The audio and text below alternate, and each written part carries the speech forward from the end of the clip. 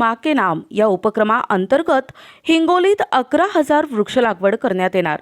भाजपा हिंगोली प्रभारी रामदास पाटील सुमठाणकर। सध्या वाढतं तापमान, ग्लोबल वॉर्मिंग थांबविण्यासाठी देशाचे पंतप्रधान नरेंद्र मोदी यांनी एक पेड माँ के नाम हा उपक्रम सगळीकडे राबविला पाहिजे असं आवाहन केलंय। हिंगोली शहरातील विविध भागात उपमुख्यमंत्री देवेंद्र फडणवीस यांच्या वाढदिवसानिमित्त 11,000 वृक्ष लागवड करण्यात येणार आहे। यासाठी भाजपा हिंगोली लोकसभा प्रभारी रामदास पाटील सुमठाणकर यांनी हिंगोलीकरांना एक पेड माँ के नाम या उपक्रमात सहभागी होऊन प्रत्येकांनी एक झाड लावावं आणि त्याचं संगोपन करावं यासाठी मोफत झाडे वाटप करण्यात येणार आहे। आज पहिला टप्पा म्हणून हिंगोली शहरातील विविध भागात 5,000 वृक्ष लागवड करण्यात आली आहे। एक पेड माँ के नाम अभियान सुरू केलेले आहेत। राज्याचे नेते माननीय देवेंद्रजी फडणवीस साहेब यांच्या वाढदिवसापासून हिंगोली शहर आणि ग्रामीण भागामध्ये आम्ही एक पेड माँ के नाम म्हणजे एक झाड आईच्या नावाने लावणे, त्याचं संवर्धन करणे, त्याला वाढवणे असं हे अभियान आहे।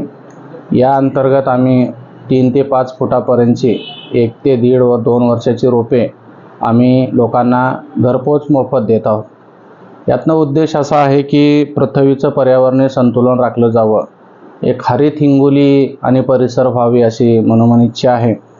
यामधनं आम्ही एक लिंक दिली होती, त्या लिंकमध्ये साधारणतः 368 संस्था, संघटना आणि शाळा अशा लोकांनी आम्हाला प्रतिसाद दिला। यांना घरपोच आम्ही झाड देणार आहोत। त्याचबरोबर प्रत्येक पंचायत, ग्रामपंचायत आणि शाळा, जिल्हा परिषद असो की मग खाजगी, त्यांना 5 झाडं आम्ही आमच्या व्हॉलंटियर मार्फत पोहोचणार आहोत।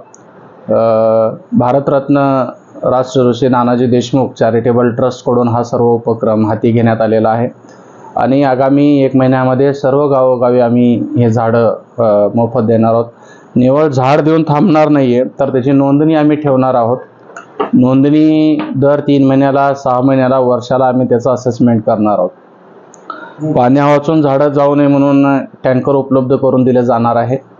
त्याच्यावरती कुदळ, टोपलं, माती, फावडे आणि पाण्याचे जार असं ते देऊन ट्री ॲम्ब्युलन्स नावाची कन्सेप्ट आपण त्या माध्यमातून या भागामध्ये एक उपलब्ध करून देणार आहोत की वृक्ष लागवड होणं ही काळाची अत्यंत गरज आहे। NTV news Marathi, Hingoli.